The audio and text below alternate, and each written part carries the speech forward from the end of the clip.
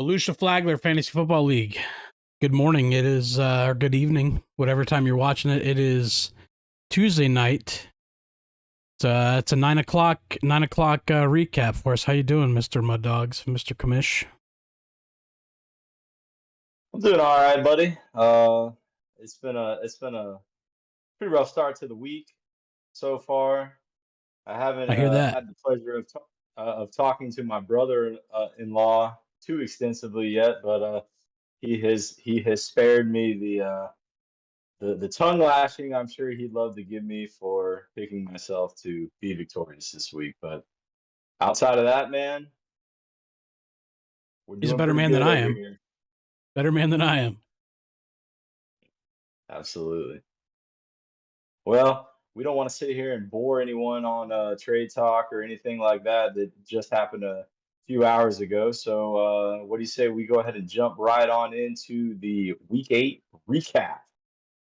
An Gonna go exciting ahead and, week 8 of that. dude, man, Man, scoring, holy cow, the NFL was back. right? The NFL was back. Even the Thursday night game wasn't bad.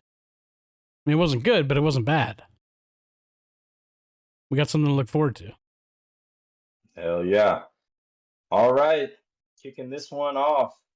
We had Tua legit, Tua quit, moving to 2-6 on the year with a 155-94 beating of Smoking Joe, dropping Smoking Joe to 3-5 on the year. I, Sean, man, this one to me was again the NFL coming back, man.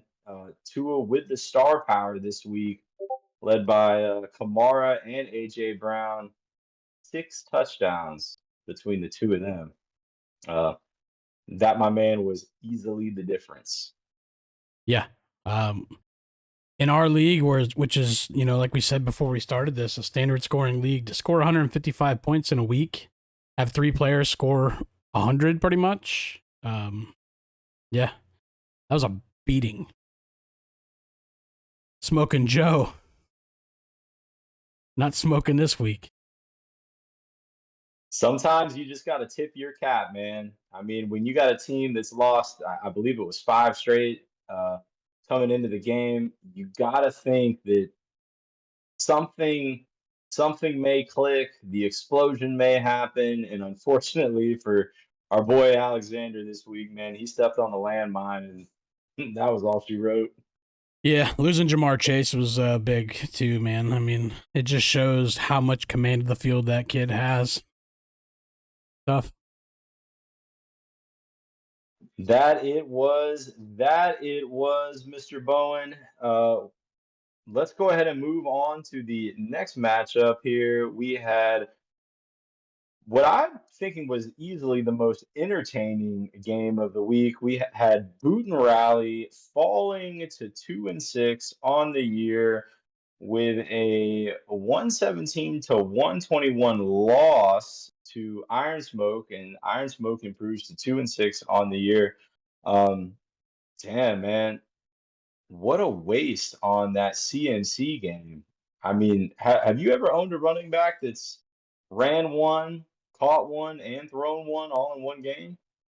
No, no, sir, I've not. Nope. Must be That's nice, tough. right? I mean, would know. I mean, it doesn't seem like it really worked in Eric's favor either. Unfortunately, this week, uh, Iron Smoke took Joe Cool's pack of camels and ran with it. Hey, for Iron Smoke, man, to me, obviously everyone wants to talk about Tony Pollard going nuclear. Uh, to me, it was DJ Moore though. DJ Moore was just the flash in the pan. He caught the Hail Mary late. Um, we don't want to sit here and harp about the penalty that ensued immediately afterwards because that didn't really play too much into the fantasy world, or at least I didn't think it played too much in this contest. But to me, that one was the big difference, man. I mean, Yeah. everyone kind of expected Pollard to have a bigger role this weekend with Zeke kind of being banged up. Uh, yeah, to me, The MVP this week for Iron Smoke was DJ Moore, 100%. 100%. I mean, he covered the spread for Devontae too, big time. In the end, Right on, right on. tough Well, L. unfortunately, like I said, sometimes it ain't your year, and I feel like Boot and Rally is definitely the definition of that for sure this season. Eric, I am open to trade talks. For me, Man, my turn I don't, I don't to. want, I don't, I'm not going to run too far down in a political rabbit hole right now, but I feel like there's things in Congress that would probably happen before the two of y'all came to terms on a trade. Hey, man. Have you been around the past 4 years? Strange shits happen. Okay. Touche. Touche. We had a plague. We, you never know. Touche. Right. All right. Well, we'll go ahead and cap on that one before we get way off topic. Yeah. Moving on. Yeah. Yeah. Moving on. Sponsored by Blanton's improves to 5-3 on the year with a 102-89 victory over the Mud Dogs. I mean, I got to tip my cap to my brother-in-law. Kyle Pitts has been absolute manure all season long. He has continued to roll him out week after week after week. And he finally reached the benefits this week with a 5-catch, 80-yard, 1 TD stat line. To me, Kyle Pitts was the MVP this week for sponsored by Blanton's. And as far as my team goes, my wideouts definitely let me down. And, Chris Olave, Gabe Davis, greener pastures are hopefully ahead for those guys the rest of the way. But it's about all I got. What you say on this one, Mr. Bowen? I think Gabe Davis is more worried about talking shit the whole game than he was actually playing. That's what I saw. I mean, that was a tough game for the Bills. I didn't see this win coming for him. Tyreek Hill had a nice game too. Don't forget Tyreek Hill. Lamar Jackson had a decent game. Dalvin Cook. But Kyle Pitts, yeah, that's the one that sticks out. You're like, okay, this isn't normal compared to most weeks. I agree with you. That's a difference maker there. Right on, right on. Nice win. Moving along, we had yet another name change in the league this week with the Jolly Roger officially getting sunk and deciding to switch it up and go with Shane Falco and company. Just letting you know, Benjamin, Uncle Richard right now is probably doing a cartwheel up in old heaven right now. That the replacement's easily one of Richard's I'm gonna say top 3 movies of all time. So shout out to you on that name change, and also shout out to you on again winning the Deonta Foreman sweepstakes. To me, that was the call. Um, 31 points. Yikes. That's a lot, man. And as far as Mr. Clayton goes, Josh Jacobs decided to take the week off this week, and I would say that definitely hurt him. So unfortunately, NBA Jam rules have officially expired with 5.4 points out of Josh Jacobs this week. What you say, Mr. Bowen? Josh McDaniels should have stayed as the Patriots offensive coordinator.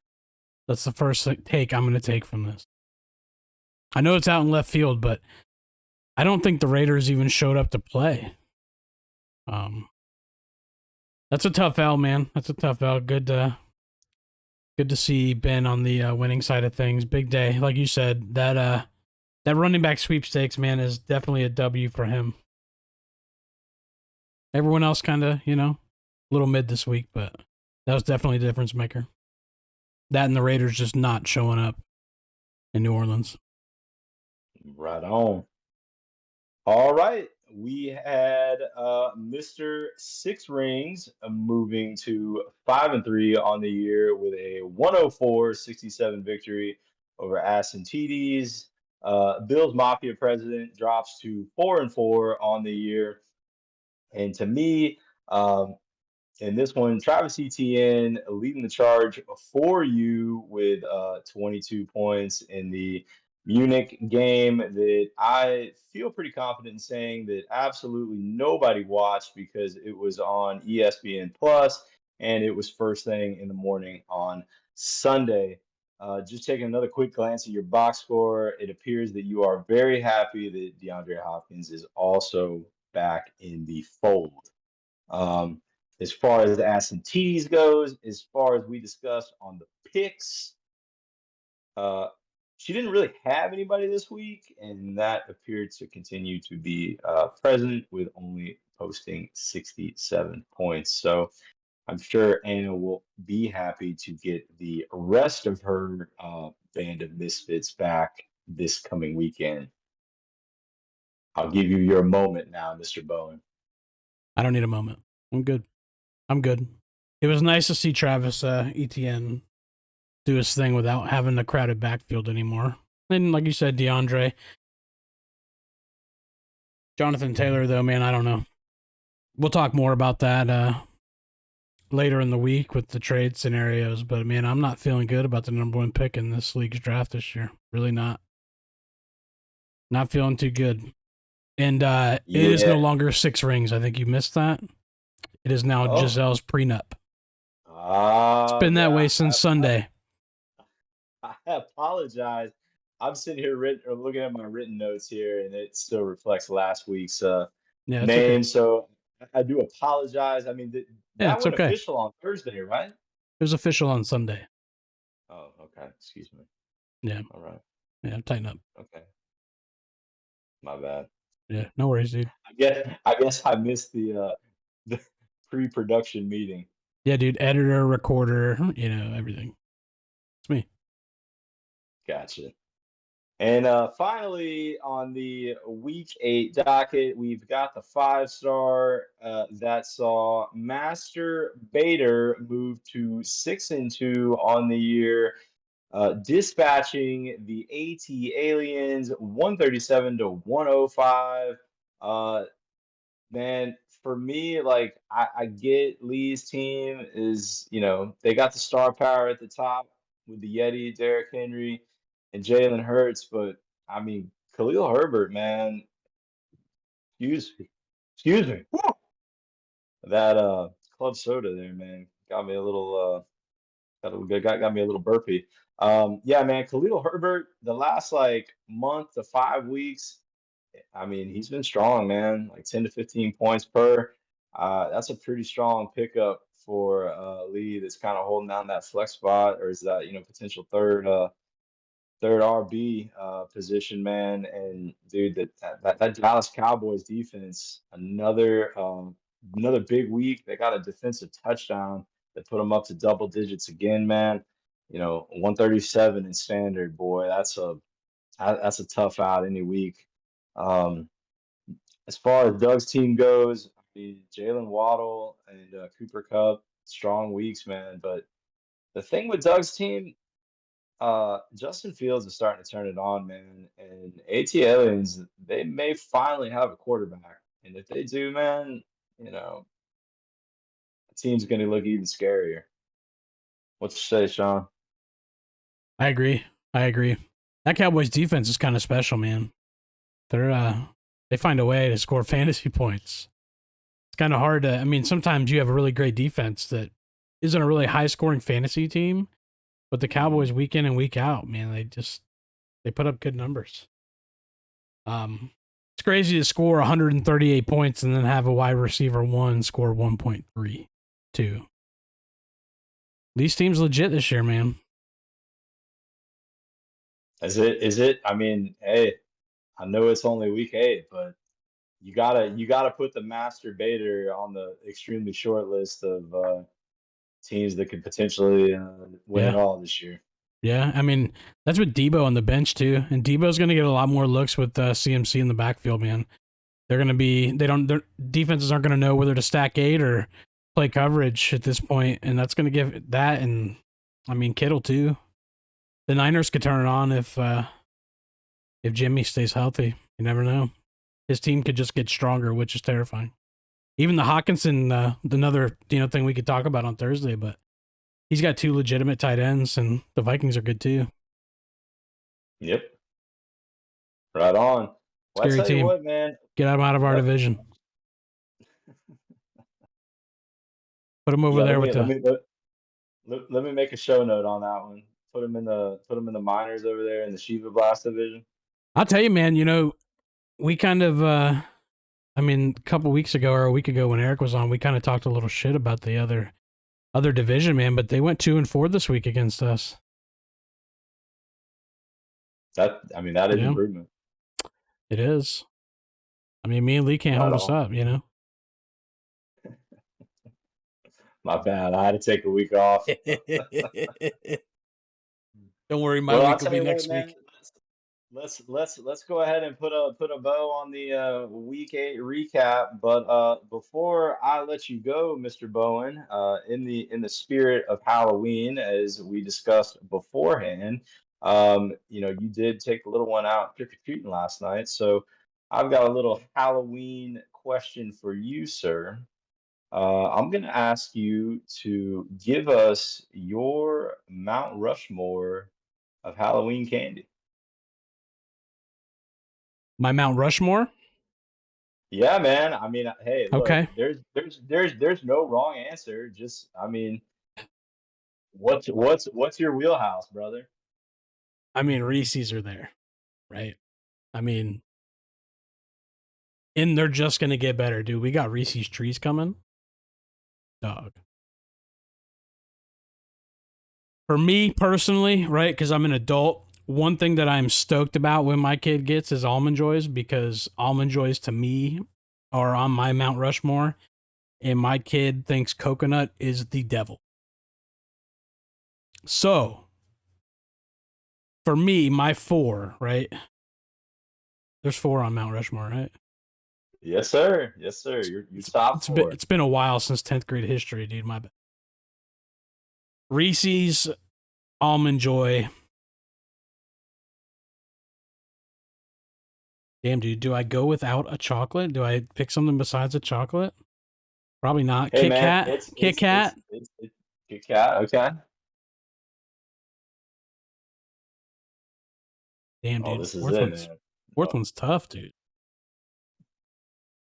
Fourth one's tough. Dude, mini Twix. All right. I don't like full-size Twix, but mini Twix. Okay. You? Good deal. Well, just for the sake of conversation, and my top 4 is, again, I'm with you there on the Reese's. I mean, whether it's the PCs or like a mini cup, or hell, even a full size cup, man. I'm you know The big cups are any too day of the much, week. though. They're too much. I don't know if you ever had one of those, but there's just too much.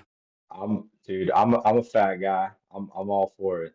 So that, to me, that's on there definitely. Um, I'm a sucker for peanut M&Ms, so that's on there as well. Also Baby Ruth, and finally I guess you could say my go-to, especially at Dairy Queen. I Butterfinger, man. Every time I go to DQ, I'm ordering me a Butterfinger Blizzard. So that's my top 4, man. Yeah. Well, anywho, for all those who took out little ones on the trick or treat trail last night, man, don't forget the dad tax, and we'll see everybody on the week 9 picks. You ready for this, though? In the comments, tell us what your Mount Rushmore candy is. Isn't that what you do on YouTube, dude? I don't know. Probably not. But anyways, we'll do week 9 picks, yeah? 2 days? Y'all have a good one. That's it. Peace.